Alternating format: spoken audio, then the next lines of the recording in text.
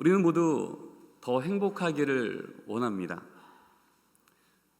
그래서 매일 무엇이 우리의 삶을 더 행복하게 할까 우리는 생각합니다. 그리고 그 생각대로 선택을 하죠.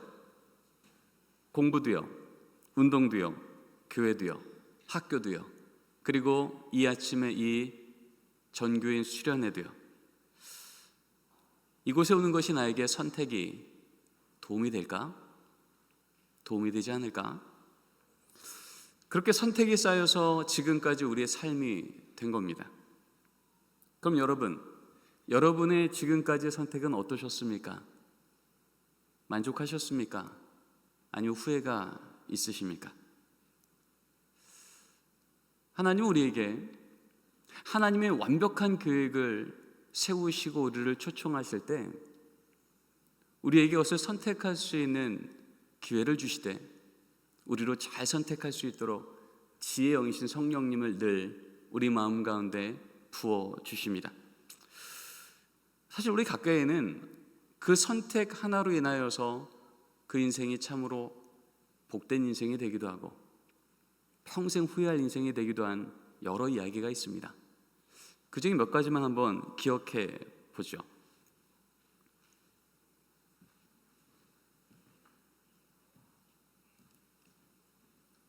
화면 한번 띄워주시겠습니까?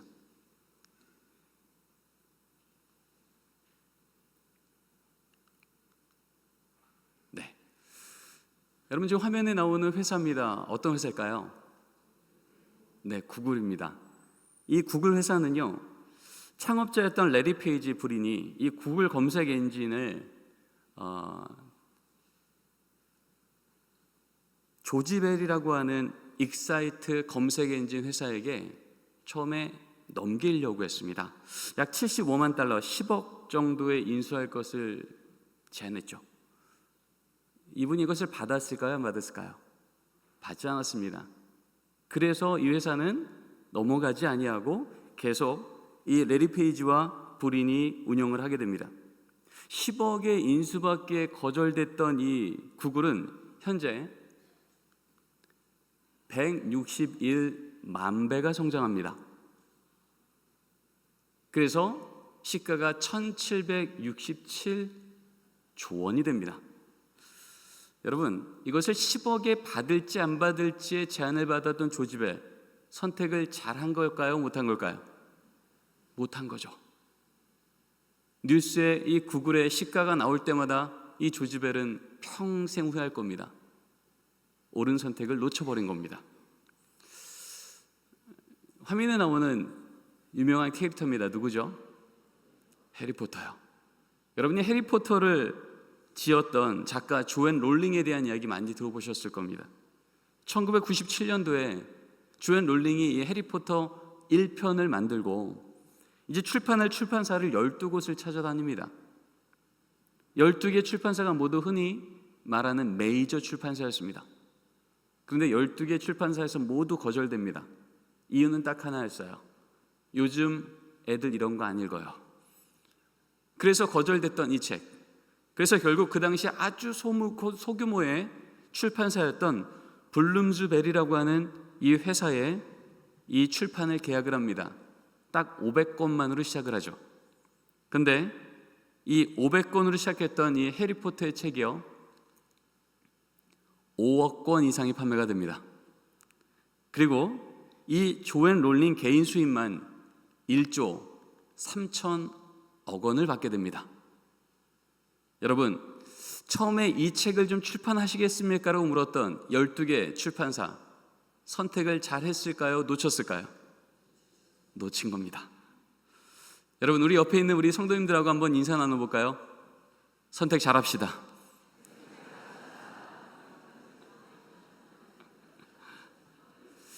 여러분, 기업 하나를 선택해도요, 아직 출판되지 않은 원고 하나를 선택해도요, 이것을 잘 선택할 건지 선택하지 않을 건지 이 결정 하나로 그 인생이 놀랍게 바뀔 수 있다면, 우리 인류사 전체를 죽음에서 생명으로, 절망에서 소망으로 바꾼 예수님의 복음을 붙드는 것, 이것은 100번 생각해도 이 복음을 붙듦이 우리에게 지혜와 능력과 감사가 될 줄 믿습니다.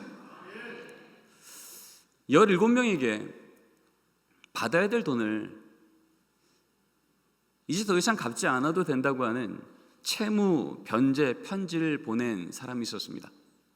물론 본인이 보내지 않고 자신의 재산을 관리하고 있었던 변호사 사무실을 통해서요, 그들에게 이 편지를 보내라고 했습니다. 그래서 이 17명이 이 편지를 받기만 하면 그 편지에 저도 이제 채무 변제 동의하니 사인하고 돌려보내면 평생 자신의 삶을 누르고 있었던 이 빚을 안 갚아도 되는 상황이었습니다. 근데 실제로 이 17명 중에 다시 그 사무실로 사인이 돼서 돌아온 편지는 딱 한 통밖에 없었습니다. 왜 그랬을까요? 그 사무실에서 편지가 올 때 나머지 16명은요 아마도 빚을 빨리 갚으라고 하는 빚 독촉 편지인 줄 알았던 거예요. 그래서 뜯어보지도 않거나 아니면 아예 수치인 불가로 반송을 했던 거예요. 분명 17명에게 이 편지는 가장 기쁨의, 이 무거웠던 빚으로부터 해방의 소식을 받았던 편지인데, 사인만 하면 실제로 이젠 정말 해방인데, 이 편지 나와는 상관없다고, 오히려 이것을 뜯어보면 더욱더 이 돈에 대한 무게가 자신의 삶을 누를 것 같아서 반송해버렸던 이유였습니다. 여러분, 2000년 전 예수님께서 우리에게 오신 복음이 이 편지와 같습니다. 믿고 열어보면 평생 감사하며 내 삶 속에 있었던 모든 죄와 무게의 해방을 누리는 기쁨의 소식인데, 믿지 않고 닫아두면 무겁고 두려운 편지요, 심지어는 이 편지는 나는 가까이 하지 않겠다 라고 수치인불가로 구원과 멀어진 사건이 되기도 한다는 거죠. 이 아침 주님의 초대 앞에 정교회술에 나온 모든 중부 명성교회 성도님들은 구원의 편지를 기쁨으로 뜯고 그 안에서 내게 주신 이 사건을 아멘으로 받아들이며 내 안에 있던 모든 어둠과 죄악의 권세로부터 자유케 되어 이제 나로 하여금 새롭게 살게 하시는 하나님의 복음의 능력을 누리는 이 아침 되기를 간절히 소원합니다. 이 복음이요, 어떤 자에게는 기쁨이 되고 어떤 자에게는 두려움과 부담이 되는 것, 그것은 복음 자체에 차별이 있어서가 아니고요, 이 복음을 믿지 못하는 우리 안에 연약함 때문이었습니다. 그래서 사도행전을 통해서 사도 바울은 이렇게 선언합니다. 화면 한번 띄워주실까요? 같이 한번 읽겠습니다. 시작.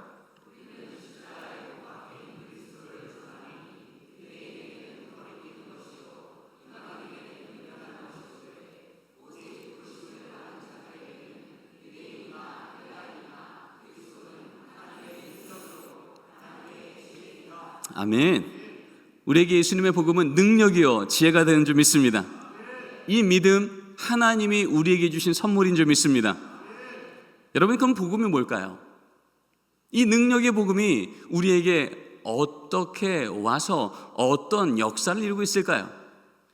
오늘 주신 말씀을 통해서 우리는 복음이 무엇인지, 그리고 그 복음을 갖고 산다는 것은 어떻게 살아가는 것인지에 대한 하나님의 언약의 말씀을 듣기로 원하는데요, 우리 첫 번째 메시지부터 같이 읽어보도록 하겠습니다. 시작. 복음은 하나님께서 우리 삶에 들어오셨다는 소식입니다. 이어서 읽겠습니다.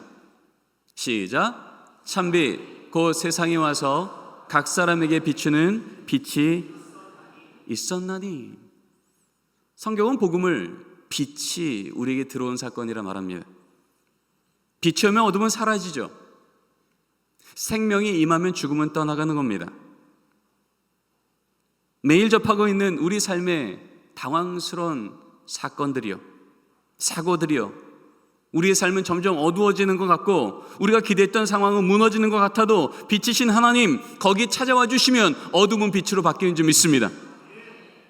어둠은 어둠과 싸워서 이길 수 없어요. 어둠은 빛이 들어올 때 떠나가는 것입니다.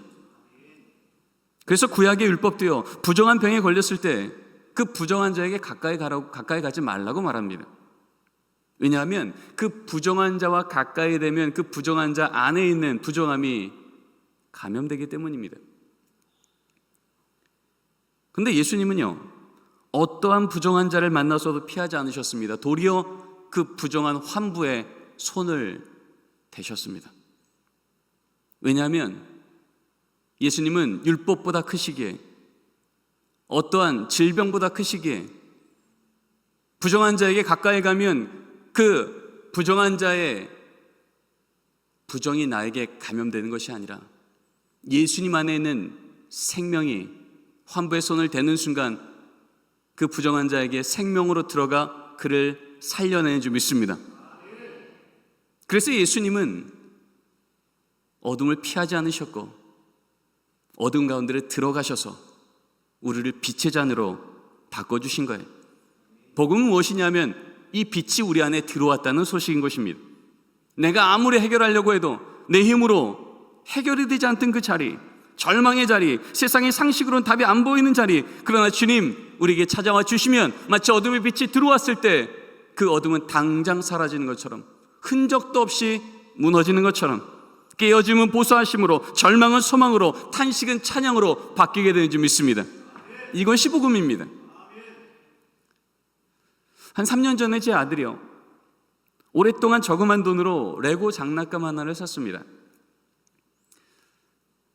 그 장난감은 여러분 잘 아시는 이 장난감입니다. 어벤져스 헐크 버스터입니다. 이렇게 보면 얼마나 크긴지 잘 모르시겠지만 저희 집에 제 아들이 오랫동안 저금해서 산 장난감은 1000피스가 넘는 꽤 큰 장난감이었습니다. 평소엔 제가 퇴근하고 집에 돌아오면 제 아들이 거의 저를 찬양합니다.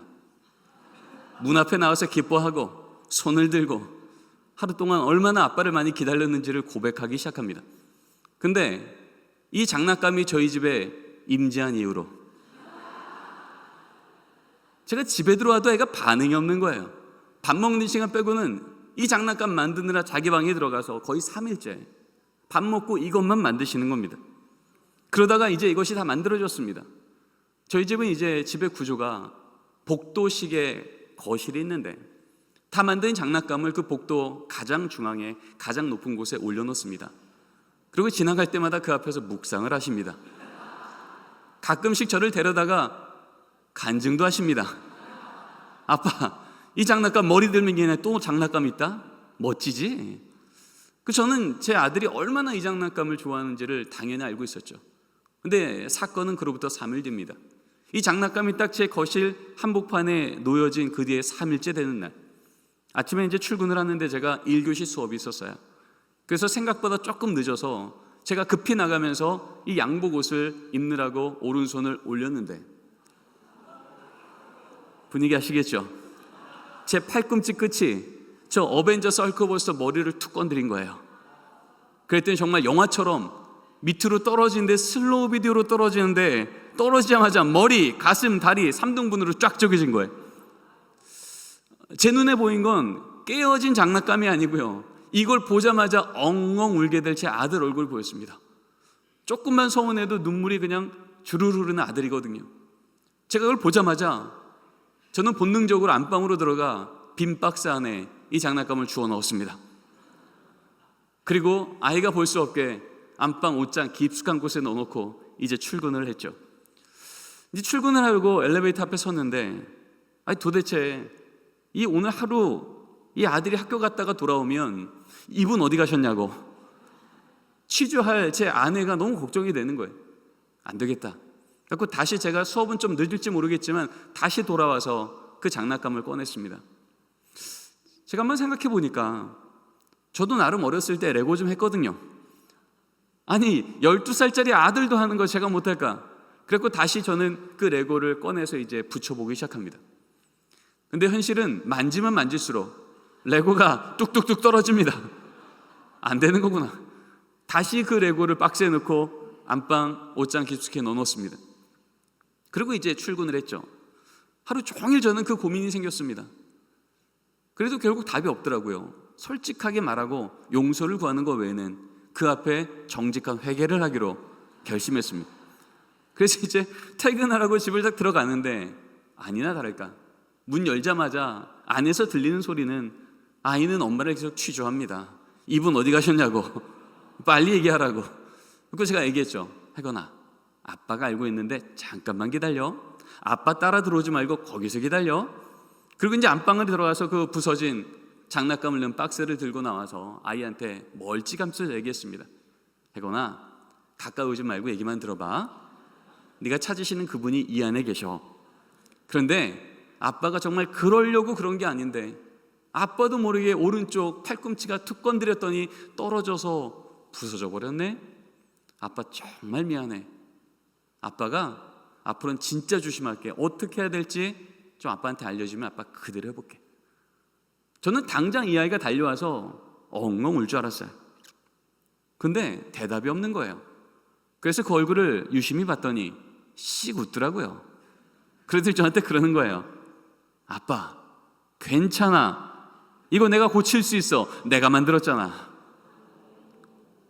이거 내가 고칠 수 있어. 내가 만들었잖아. 이 말은요, 저한테 거의 복음이었습니다. 하루 종일 어둠 속에 있던 저에게 한 줄기 빛이 내린 거죠. 근데 문제는 뭐냐 하면 진짜 이걸 고쳐야 말인 거죠. 이 아이가 그 말하고 환한 얼굴로 자기 방에 들어갑니다. 그리고 저는 이제 그 문 앞에 죄인처럼 서 있었죠. 그리고 이제 한 10여 분 지났을까요? 그렇게 오랜 시간도 지나지 않았는데 아이가 문을 열고 나오는데 정말 깜쪽같이 완벽한 모습을 만들어서 저한테 들고 이렇게 얘기하는 거예요. 아빠, 내가 고칠 수 있다고 했지. 내가 만들었잖아. 내가 만들었으니 내가 고칠 수 있는 거 당연한 거 아니냐고 말하는 이 아이의 말에요. 저는 마음에 큰 깨달음을 얻게 됐습니다. 12살짜리 아들도 아무리 부서져도 내가 만든 건 내가 고칠 수 있으니 괜찮다고 말하며 실제로 10여 분 만에 완벽하게 고쳐 나오는 게 이 시대의 우리의 상식이라면 전 우주를 조금도 실수 없이 만드시고 운행하시는 하나님의 손이 우리의 손을, 우리의 삶을, 우리의 깨어짐을, 우리 자녀를 다시 한번 만져주신다면 그 순간 하나님 가장 완전한 모습으로 회복해 주시는 줄 믿습니다. 하나님은 제 아들의 그 부서진 장난감의 그 사건을 통해서 저에게 다시 한번 선명히 말씀하신 거예요. 12살짜리 아이의 손을 통해서도 내가 만든 건 내가 고칠 수 있다면 너희들 아무리 부서져도 걱정하지 말아라. 아무리 깨어져도 걱정하지 말아라. 나의 오른손이, 완전한 손이 오늘도 너를 붙들고 너희 자녀를 붙들고 너희 가정과 너희 삶을 만질 때 다시 완전히 회복될 것을 보여주리라. 여러분, 복음은 바로 이런 겁니다. 우리가 아무리 깨어지고 부족할지라도 우리 경험으로는 만질수록 여기저기 뚝뚝뚝 떨어져 또 소망이 안 보이는 게 현실일지라도 그것 나를 만드신 하나님의 손에 다시 내어드리는 순간 우리 하나님 가장 완전한 모습으로 회복해 주시는 줄 믿습니다. 복음은요, 이 빛이 내게 임하였다는 거예요. 여러분, 수학 문제 한번 풀어볼까요? 화면 한번 띄우실까요? 네. 0.000001 곱하기 무한대입니다. 답이 뭘까요? 무한대입니다. 아무리 작은 수일지라도 무한한 능력을 만나면 답은 무한대입니다. 그러면 여러분, 만일 0.00001이 아니라 완전한 수 1 곱하기 무한대면 답은 뭐가 될까요? 무한대입니다. 여러분, 무한하신 하나님의 능력, 이 복음과 우리가 만나면 내가 완전해 보이건 내가 깨어져 보이건 내가 주 앞에 온전히 서 있을 때건 주 앞에서 엎어져 있을 때건 상관없이 우리 하나님, 하나님의 능력이 우리 삶을 통하여 우리를 다시 회복해 주시는 줄 믿습니다. 이게 우리에게 주신 하나님의 복음의 능력입니다. 그래서 우리의 삶은요, 하나님의 이 은혜 앞에 서게 되면 우리 수준만큼 살아가는 게 아니라 우리를 찾아오신 하나님의 능력만큼 살게 되는 줄 믿습니다. 우리 옆에 있는 우리 성도님들과 이렇게 한번 고백하겠습니다. 우리 수준만큼이 아니라, 따라 하실까요? 옆에 보시고, 우리 수준만큼이 아니라 하나님의 능력만큼 삽니다. 믿으십니까? 두 번째, 이 복음의 원리입니다. 함께 읽겠습니다. 시작.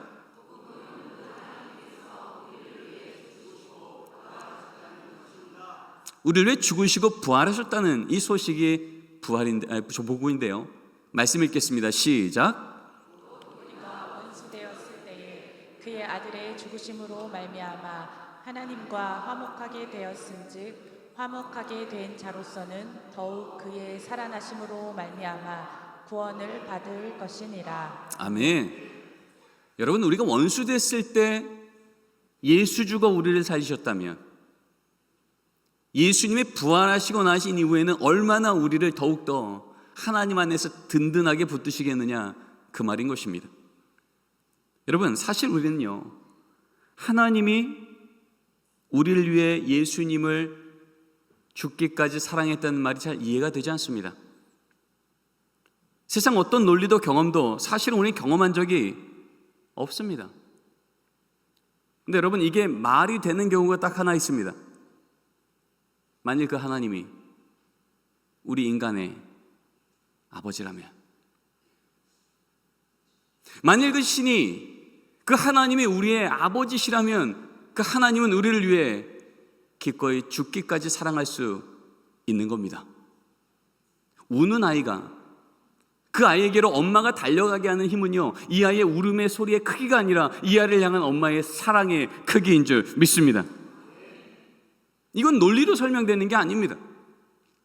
그 어머니의 사랑의 크기는 받은 것만큼 주는 게 아니라 그 아이를 향한 사랑의 크기만큼 부어내는 것이기에, 여러분, 1m짜리 자로 10m짜리 한강을 재기가 쉽습니까? 어렵습니까? 어렵죠. 그 이유가 뭘까요? 한강물이 없어서입니까? 한강물이 1m 자보다 깊어서입니까? 깊어서잖아요. 우리의 지혜로 하나님의 사랑을 잴 수 없는 건, 우리의 경험으로 하나님의 부활을 잴 수 없는 건 하나님의 부활과 생명이 없는 게 아니라 하나님의 부활과 생명이 우리 생각보다 크시기 때문인 줄 믿습니다. 이것이 복음이 우리에게 알려주고 있는 신비입니다. 그래서 성경은요, 예수님의 이 죽음과 부활을 우리에게 전하려고 하실 때요, 설명하지 않으셨고요, 선포하셨습니다. 이해돼서 믿게 하지 않으셨고요, 믿었을 때 이해되게 하셨습니다. 그래서 복음이 내 안에 들어올 때 어떤 일이 생기냐면, 이 복음은 내 생각보다 크게, 큰 복음이 내 작은 생각 안에 들어오게 되면, 여러분, 우리 생각은 어떻게 되는 거죠? 깨져야 되는 겁니다. 나의 인격보다 크신 예수님의 완전한 인격이 나의 작은 인격 안에 들어오시려면 어떻게 되는 거예요? 내 인격이 깨져야 되는 겁니다. 나의 작은 계획보다 하나님의 크신 계획이 나의 삶 가운데 임하시려고 하면 나의 계획이 깨져야 되는 겁니다. 마치 토기장의 손에서 그릇이 또 깨어지지만 그 깨어짐은 끝나지 아니하고 더 큰 그릇으로 이 토기장의 뜻대로 다시 빚어지는 것처럼, 우리 하나님 예배 드릴 때마다, 말씀 들을 때마다, 찬양 들을 때마다 우리 생각과 감정과 의지 안에 들어오셔서 하나님의 크심으로 우리를 또 깨트리시고 또 온전히 빚어내시는 줄 믿습니다. 저희 가정은 16년째 가정 예배를 매일 드리고 있습니다. 제 기억에 가정 예배를 빠뜨린 날은 없었던 것 같아요. 심지어 해외여행을 가게 되면 비행기 안에서도 시간 맞춰 예배를 드렸고, 혹시나 그 비행기가 어느 한 곳을 경유하게 되면 경유하는 그곳에서도 예배를 드리며, 그렇게 16년간 가정 예배를 지켜왔습니다. 한 번은 저희 딸이 초등학교 6학년쯤 지날 때였습니다. 그때도 가정 예배를 마치고 이제 각자 자기 방으로 들어가는 시간이었죠. 그런데 예배 끝나고 안방으로 들어가는 제 뒷모습을 보고 제 딸이 저한테 그러는 거예요. 아빠, 나 이번 주 교회 안 가면 안 될까? 그러더니 저한테 이어서 말하기를, 하나님 없잖아. 하나님 없잖아. 나 하나님 안 믿어줘서 교회 못 가겠어. 이 말을 하는 거예요. 저는 너무 놀라서 어떻게 말할 줄을 몰라서 제 딸한테 그랬어요. 혜인아, 일단 오늘은 자고 우리 내일 더 얘기해보자. 그리고 아이를 자기 방으로 보냈습니다. 그리고 이제 저는 제 방으로 왔죠. 안방에 와서 이제 잠을 자려는데 잠이 오지 않는 거죠. 이건 뭐 영어 성적 좀 떨어졌다, 수학 성적 좀 떨어졌다, 뭐 이런 얘기 아니잖아요. 이것은 영생에 대한 문제였거든요.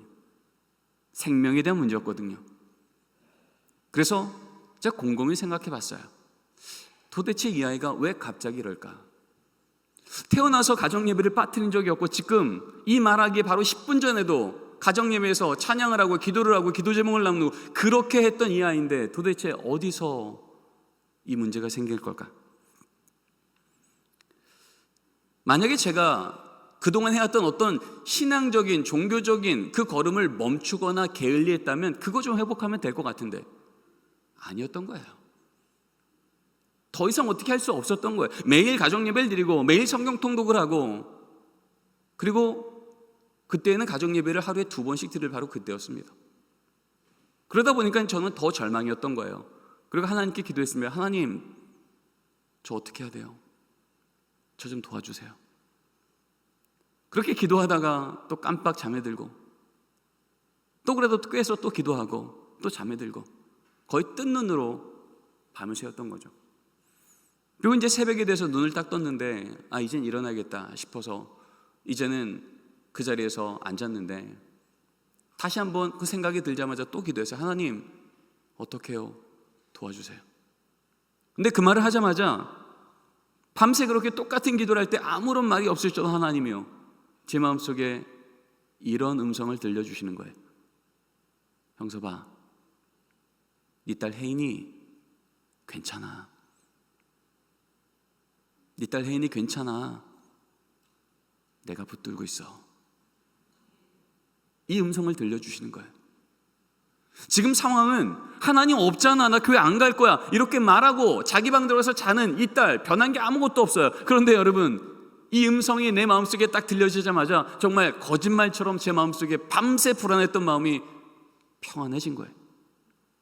그리고 이 평안한 마음이 딱 찾아오자마자 제 머릿속에 순식간에 떠올랐던 한 사건이 있었습니다. 맞다, 우리 딸 2살 때 미국에서 있었던 그 일, 그걸 우리 딸한테 얘기해 줘야겠구나. 그 생각이 번뜩 들었어요. 그 사건이 뭐냐면요, 제가 이제 제 논문을 다 고쳐서 교수님들께 다 제출한 상황입니다. 이제 2주 동안은 7년 반의 유학 중에서 유일하게 할 일이 없는 기간이 된 거예요. 그러고 나서 제출하고 나고 났으니 저랑 같이 유학하던 목사님한테 그런 얘기를 했어요. 목사님, 제가 마지막 논문까지 내고 나서 이제 여유가 좀 생겼는데 목사님 집에 가서 우리 한국 교회 얘기도 좀 나누고 우리 자녀 얘기도 좀 나누고 그렇게 삶을 좀 나누는 시간 가지면 어떨까요? 목사님이 좋대요. 자기 집에 오래요. 그래서 그 당시에 이제 2살도 채 되지 않은 18개월쯤 됐던 제 딸을 이 바구니에 넣어서 이제 그 집을 찾아갔습니다. 이제 저녁도 먹고 이야기도 나눈다고 생각하고 나니까 이 아이한테 젖을 많이 먹여서 얼른 재워야 되는 생각에 이제 이 아이를 그 복도 끝에 있는 방 안에 문을 열고 거기에 바구니채 넣고 문을 닫았습니다. 그리고 나와서 이제 저녁을 먹고, 저녁 거의 다 먹었을 때쯤 됐는데 어디서 빵 굽는 냄새가 나는 거예요. 그래서 제가 물었죠. 목사님, 빵 구우세요? 아니라는 거예요. 그런가 보다 하고 이제 밥을 다 먹고 자리를 옮겨서 이제 거실로 왔어요. 거실에서 이제 또 차를 마시면서 과일을 먹으면서 거의 한 3시간, 4시간 심야가 다 된 시간입니다. 이야기를 나누는데 이제는 빵 굽는 냄새가 아니라 빵 타는 냄새가 나는 거예요. 목사님께 또 물었습니다. 목사님, 진짜 빵 안 구우시죠? 어디 타는데? 그때 그 말을 듣자마자 목사님이 눈빛이 바뀌는 거예요. 그렇게 물어봤던 저도 직감적으로 느꼈던 거예요. 이거는 빵이 타는 게 아니라 우리 아이를 넣어놓은 저 방 안에서 뭔가 타고 있구나. 목사님이 달려가셨어요. 저도 따라 달려갔어요. 제 아내도 따라 달려갔어요. 복도 끝인데 꽤 오랜 기간을, 심정적으로는요, 꽤 오랜 기간을 달려서 문을 딱 열었는데 제 친구 목사님이 들어가자마자 그 안에 유독가스가 가득했습니다. 성인이었던 제 친구 목사님도 거기 얼마 견디지 못하고 기침하며 나온 거예요. 상황을 보니 이런 상황인 겁니다. 미국의 많은 집들은 위에 등에 불이 없잖아요.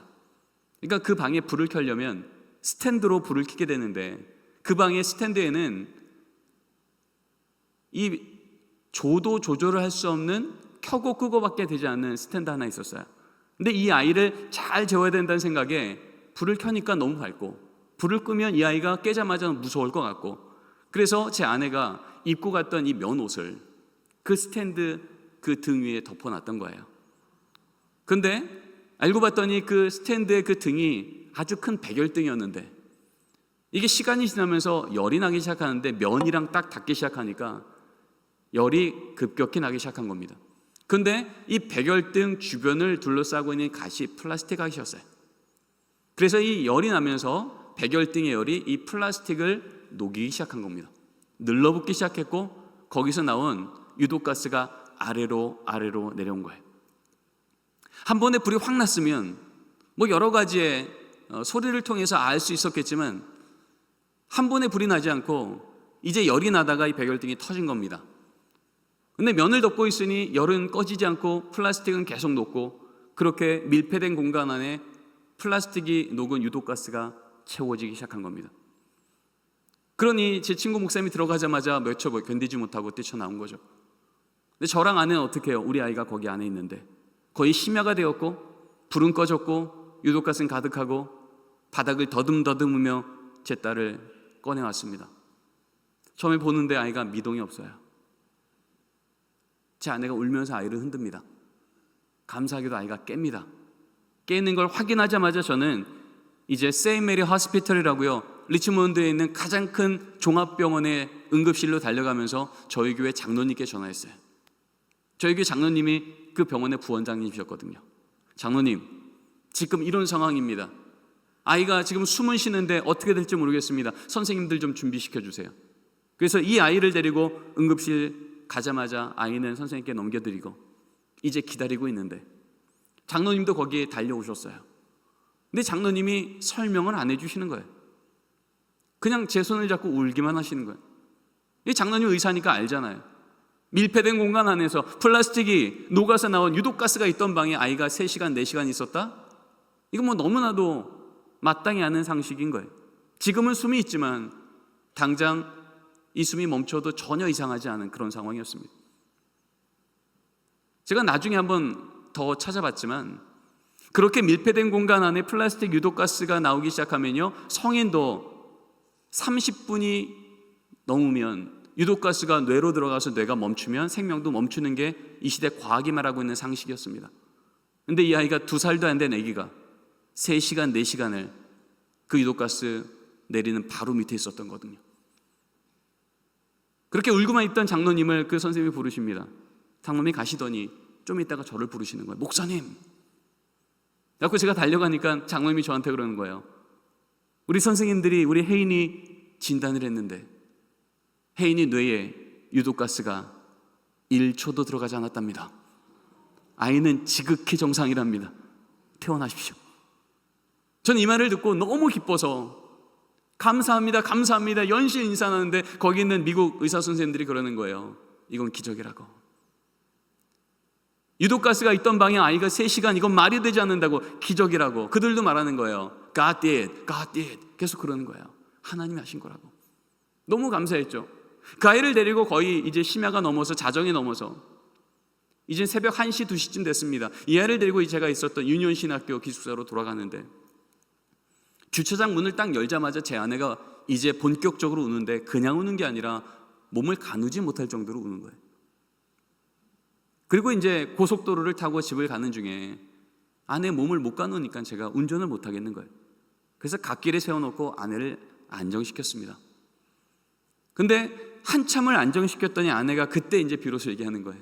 자기가 왜 이렇게 몸을 못 가눌 정도로 우냐 하면, 그 주차장을 나오려고 문을 딱 여는 그 순간 하나님이 자기 앞에 하나의 이미지를 보여주셨다는 거예요. 딱 절반을 기준으로 왼쪽은 우리 아이가 그 유독가스가 가득한 방에서 어떻게 되는지도 모르고, 식탁에서 거실에서 차 마시고 과일 먹고 웃으며 얘기 나누는 아주 밝은 얼굴의 저희 가족과 그 목사님 가정의 모습을 보여주셨고, 딱 절반의 오른쪽은 그 시간에 그 유독가스가 가득한 백역대마저 터져버려서 깜깜한 그 방 안에서 예수님이 제 딸 혜인이를 가슴에 품으시고 그 코에 생기를 1초도 쉬지 않고 불어넣는 장면을 보여주신 거예요. 이걸 보자마자 제 아내가 감당이 안 되는 거죠. 이 생각이 그날 새벽에 분쩍 들었습니다. 그리고 그날 저녁에 이제 가정 예배 드리기 전에 가족이 모였을 때 혜인이한테 얘기했습니다. 혜인아, 잠깐 와볼래? 오늘 예배 드리기 전에 너랑 할 얘기가 있어. 그리고 그날 밤에 있었던 그 일을 찍었던 사진들이 있습니다. 그 불탔던 그 집, 그리고 그 응급실에서 찍었던 사진들, 장로님하고 사진들, 이 사진들을 쫙 프린아웃해서 그 앞에 펼쳐놓고 혜인이한테 지금 여러분과 나눈 이 얘기를 하나하나 나눠줬습니다. 이 얘기를 들으면서 제 딸은 한마디만 반복하는 거예요. 아빠, 정말이야? 아빠 진짜? 내가 거기 있었다고? 그러더니 제 얘기가 다 끝나자마자 이 아이가 울기 시작하는데, 이 아이도 그때 제 아내가 봤던 눈물처럼 정말 엄청난 눈물을 흘리면서 저한테 그러는 거예요. 아빠, 나 어떡해? 나 하나님한테 너무 죄송해. 하나님은 그렇게 날 살려주셨는데 나는 하나님 내 눈에 안 보인다고 하나님 없는 분 취급했잖아. 나 어떡해? 그러면서 이 아이가 울기 시작하는데 저는 우는 딸 옆으로 가서 아이를 안아주겠습니다. 그리고 제 말을 하지 않고요, 오늘 새벽에 하나님이 저한테 했던 그 말을 똑같이 제 딸한테 했어요. 혜인아, 너 괜찮아. 너의 흔들림보다 하나님의 붙드심이 더 강하셔서 괜찮아. 우리는 연약해서 하루에도 10번씩 100번씩 하나님을 부인해도 하나님은 한 번도 너를 포기한 적이 없으셔. 너 괜찮아. 그날 이후로 제 딸의 믿음이 이전과는 전혀 달라지기 시작했습니다. 하나님 없다고, 왜 가냐고, 교회 갈 이유가 없다고 말하던 그 딸이요, 내가 경험했던 복음을 다시 한번 기억하고 인정하기 시작하는 순간, 여러분 그 딸의 믿음이 이전과는 비할 수 없는 믿음이 되어서요, 지금 중3인데요 매주 중등부 예배 인도자입니다. 찬양팀을 인도하고요, 친구들을 전도하고요, 이번 여름에도 부모도 포기하고 학교도 포기했던 바로 그 아이를 찾아가서, 그러니까 너 예수 만나야 된다고, 네가 예수님이 아닌 다른 것을 붙들고 있으니 자꾸 넘어지는 거라고, 너를 일으킬 분은 예수님이니 나랑 같이 수련회 가야 된다고, 그렇게 그 친구를 데려와 자기가 만난 예수를 전하는 딸이 되었습니다. 여러분, 우린 기억합시다. 우리의 끝장이 우리를 향하신 하나님의 완전하심을 조금도 변개하지 못할 줄 믿습니다. 우리 자녀의 끝장이 우리 자녀를 향하신 하나님의 그 사랑과 완전하심과 붙드심을 조금도 변개하지 못할 줄 믿습니다. 여러분, 이것이 하나님이 우리를 위해 죽기까지 사랑한 것의 증거요, 하나님이 나의 아버지이심이라는 증거가 되는 줄 믿습니다. 우리는 종종 기도하죠. 하나님, 그렇게 강력하시면, 그렇게 완전하시면 우리 자녀를 좀 강력하게 해주십시오. 강하게 해주십시오. 믿음을요, 지혜를요, 삶을요, 우리 일터를요 강해 하실 수 있잖아요. 강하게 주십시오. 근데 우리 하나님은요, 그렇게 우리가 하나님께 기도할 때마다 성경을 통해 너무나도 자주 일관적으로 이렇게 말씀하십니다. 나는 너를 강하게 하지 않겠다. 내가 너의 강함이 되어 주겠다. 왜요? 하나님 없이 강해지면 부러질 걸 아시니까, 하나님 없이 높아지면 떨어질 걸 아시니까, 우리 하나님 우리를 강하게 하지 않으시고 우리 자녀를 강하게 하지 않으시고 그들의 강함이 되어주신 줄 믿습니다. 이게 복음이 우리 안에 들어와 나를 살려내신 하나님의 영적인 원리인 거예요. 내가 어떠함으로 살아난 게 아니라 하나님이 우리를 향해서 그 사랑을 부어내심으로, 그 생명을 부어내심으로 생명을 받은 만큼 다시 살아나게 되는 줄 믿습니다. 그래서 믿음은 내가 세워가는 게 아니라 하나님이 주셔야 받는 것인 줄 믿습니다. 하나님 나라는 내가 세워가는 게 아니라 우리 가운데 임하여 주셔야 받는 것인 줄 믿습니다. 내 삶이 완전해서 완전한 삶을 사는 게 아니라 완전하신 하나님이 나와 동행해 주시면 그 걸음 완전해지는 줄 믿습니다. 우리는 제품과 작품의 차이를 알고 있습니다. 제품은 그 기능만큼 가치가 있습니다. 제품은 그 숫자만큼 가치가 있습니다. 그런데 작품은요, 글을 지은 작가의 가치만큼 존귀해지는 거예요. 여러분은 여러분의 삶을 제품으로 보십니까? 작품으로 보십니까? 우리 자녀의 삶을 제품으로 보십니까? 작품으로 보십니까? 흔히 말하는 스펙이 좀 쌓이면, 흔히 말하는 스카이를 들어가면 그 성능이, 그 숫자가 조금 더 높이 올라가는, 조금 더 값난 상품 될 거라고 생각하십니까? 근데 우리 하나님, 우리에게 말씀하시는 거예요. 우리 자녀는 제품이 아니라고요. 하나님의 작품일 줄 믿습니다. 숫자로 비교할 수 없고 성능으로 비교할 수 없고 하나님이 형상 닮은 그 가치 자체만으로 예수가 죽기까지 존귀한 인생이 우리 자녀의 인생인 줄 믿습니다. 이 눈으로 우리 아이들을 다시 한번 보기를 원합니다. 이 눈으로 우리의 가정을, 이 눈으로 우리 다음 세대를, 이 눈으로 하나님께서 존귀 여기는 영혼 한 명 한 명을 다시 보기를 원합니다. 우리 하나님, 우리를 제품으로 만들지 않으시고 작품으로 만드신 것, 그래서 우리 어떠함이 아닌 우리를 향하신 하나님의 사랑과 능력만큼, 부어내신 은혜만큼 우린 이미 존귀한 자인 것을 기억하며 그렇게 서로를 대하는 그 가정, 그렇게 서로를 대하는 그 자녀, 그렇게 서로를 대하는 그 교회가 하나님의 나라가 되는 줄 믿습니다. 마지막입니다. 오늘 주신 세 번째 메시지입니다. 복음이 우리에게 어떠한 사건인지 같이 고백해 봅시다. 시작. 하나님의 영광에 우리를 끼워 주셨다는 사실입니다. 복음은 그 하나님의 영광에 우리를 뭐 한 거라고요?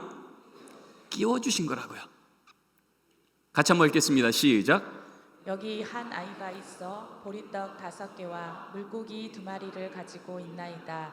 예수께서 이르시되 이 사람들로 앉게 하라 하시니. 여러분 지금 들은 이 말씀은 너무나 잘 아시는 말씀이에요. 오병이어죠. 여러분 이 오병이어는 복음서가 전달되는 곳들마다 일관적으로 전달됐습니다. 마태, 마가, 누가, 요한. 한마디로 이 복음이 초대교회 때 전달되는 곳마다 빠지지 않고 전달된 사건이 바로 이 오병이어 사건이라는 거예요. 여러분 이 사건이 전달될 때마다 가슴이 가장 뛰었던 한 사람이 있다면 누굴까요? 물론 제자들의 마음도 뛰었겠죠. 그 작은 도시락 나눠줬는데 5,000명이 내 눈앞에서 먹고도 12광줄이나 남으니 여러분 얼마나 이 제자들이 가슴이 뛰었겠어요. 그런데 제자보다 더 가슴이 뛴 한 명이 있습니다. 누굴까요? 그쵸? 나 혼자 먹기도 작은 이 도시락을 주님께 드렸던 그 아이요. 그 도시락 내 거였다고. 나 혼자 먹기도 작았던 그것, 그 작은 것 주님께 드렸더니 작다 여기지 않으시고 큰 역사의 통로로 써주신 줄 믿습니다. 하나님이 이 아이를 이 사건에 껴주신 거예요. 그러면 여러분 이 아이는 주님께 드린 것만큼 손해입니까? 드린 것만큼 영광입니까? 영광이죠. 여러분 복음에 우리를 껴주셨다는 건요, 이 복음 때문에 나로 하여금 내가 믿음의 걸음을 걸으며 헌신하고 살아가는 이 모든 삶이 여러분 살아간 것만큼 손해입니까? 살아간 것만큼 영광입니까? 영광이죠. 믿으십니까? 왜냐면요, 이 작은 도시락이지만 주님께 드리면 좋겠다라는 그 마음도요, 그 믿음도요, 그 도시락도요 모두 하나님이 주신 것인 줄 믿습니다. 이걸 깨달았던 모든 자들은 동일하게 고백하는 주의 말씀이 있습니다. 같이 한번 고백해 볼까요? 시작. 내가 나 된 것은 하나님의 은혜로 된 것이니 내가 한 것이 아니요 오직 나와 함께 하신 하나님의 은혜로라. 아멘. 내가 나 된 것은 하나님의 은혜로 된 것인 줄 믿습니다. 지금 이 시간에 주의 전에 나와서 예배드릴 수 있는 믿음도, 이 건강도, 이 열정도, 이 상황도, 이 헌신도 모두 하나님이 주신 것인 줄 믿습니다. 그래서 믿음은 자랑할 게 아니라 감사할 거예요. 그래서 믿음은 걷는 것 자체가 우리에겐 복이 되는 거예요. 이렇게 걸어가면 하나님 뭐 해주실 건가요가 아니라 그렇게 내가 걸어가게 하시는 이 자체가 하나님의 복이 내 안에 있다는 증거가 되는 줄 믿습니다. 그래서 진짜 복음이 내 안에 들어오면요, 내가 커지는 게 아니라 내 안에는 예수가 커지는 거예요. 진짜 믿음의 걸음을 걸으면 그것 때문에 내가 이것을 누렸다 가졌다가 아니라 그것을 내게 주시는 그 예수가 내 안에 자랑으로 증거되는 거예요. 그래서 진짜 복음의 걸음을 걷는 증거 중에 하나는 내 입이 자꾸 예수를 증언하게 되는 거죠. 가족에서 증언을 하고, 부모가 자녀에게 증언을 하고, 일터에서 예수 믿는 자가 믿지 않는 자들에게 예수를 증언하고, 그래서 교회가 열방에게 선교를 하고, 여러분 이것이 우리 안에 복음이 있다는 구체적인 증거인 줄 믿습니다. 특별히 우리는 이번에 정교회 수련회 믿음의 세대를 일으키시는 하나님에 대한 말씀의 묵상과 언약과 능력을 공급받고 있는데요, 여러분 하나님께서 다음 세대를 그 땅에 세우실 때마다 우리로 하여금 주목하게 하시는 아주 중요한 표현이 하나 있습니다.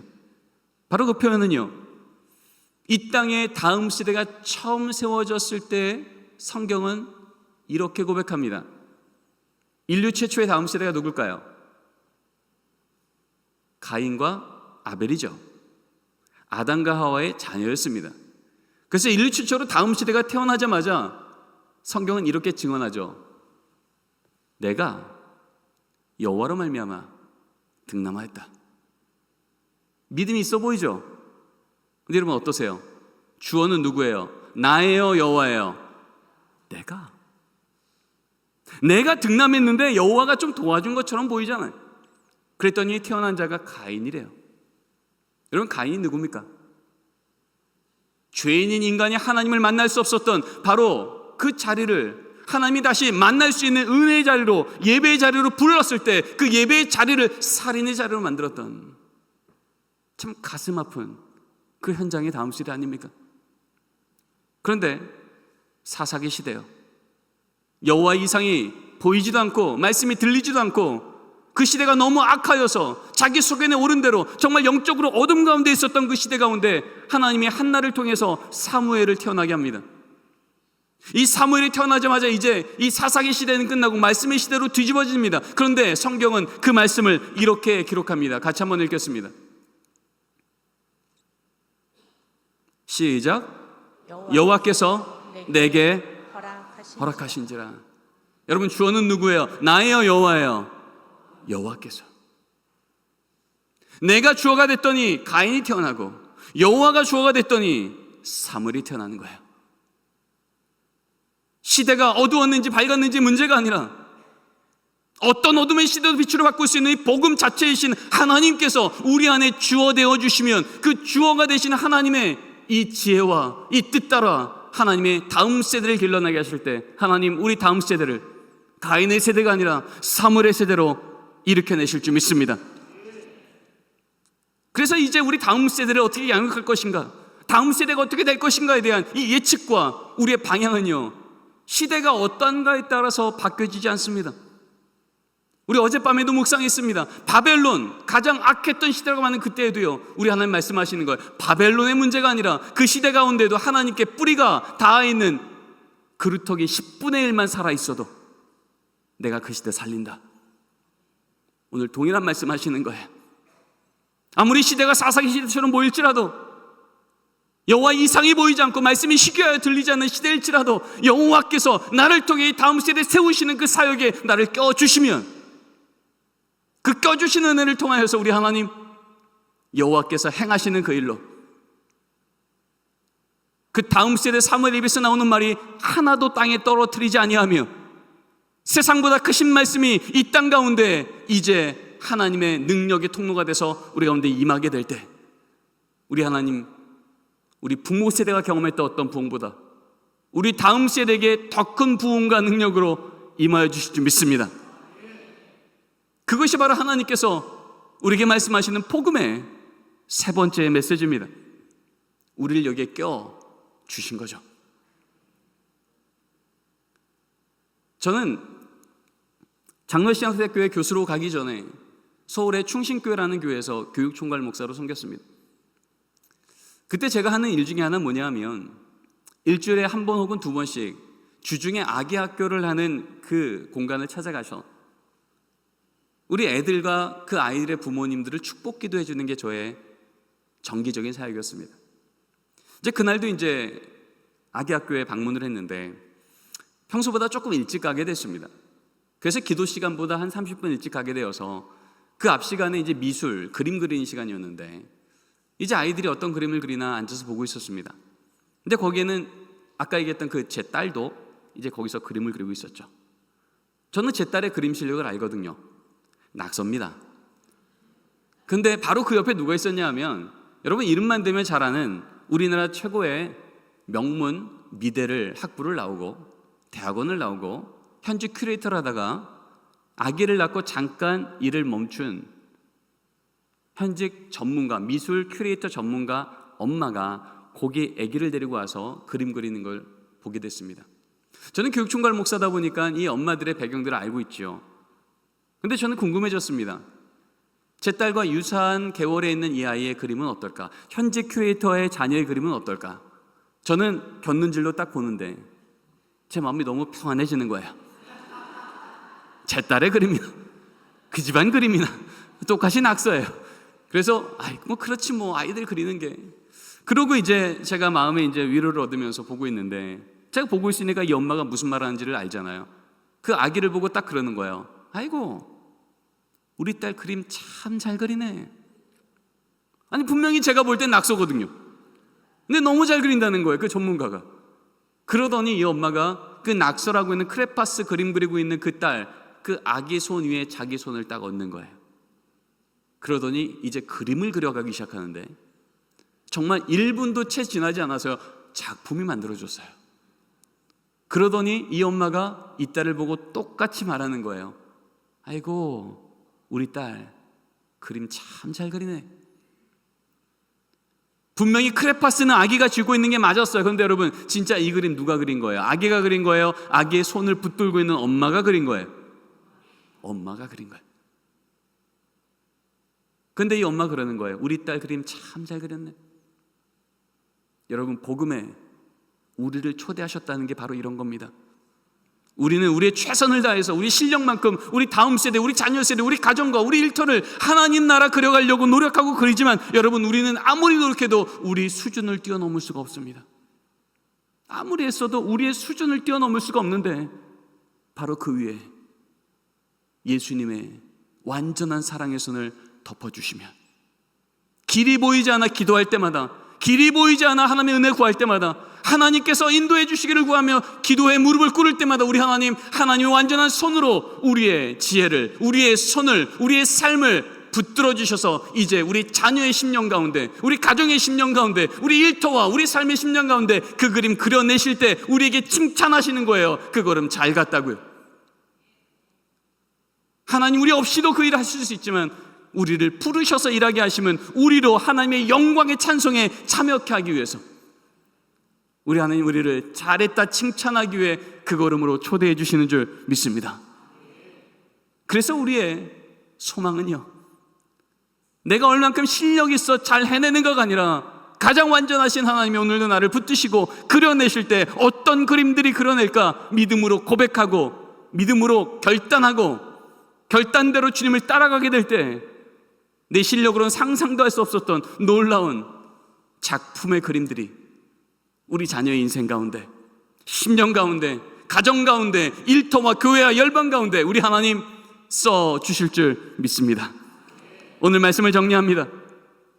17명에게 보냈던 편지처럼 복음은요, 닫아두면 무거운 부담의 편지지만 믿고 열어보면 우리에게 가장 큰 소망과 능력의 편지가 되는 줄 믿습니다. 우리 찬양팀 앞으로 좀 나와주실까요? 오늘은 말씀 이후에 같이 찬양하며 기도하는 시간을 좀 갖도록 하겠습니다. 우리가 평생 들었던 복음의 말씀이지만 이 아침 주님은 다시 한번 우리에게 복음이 무엇인지를 듣게 하십니다.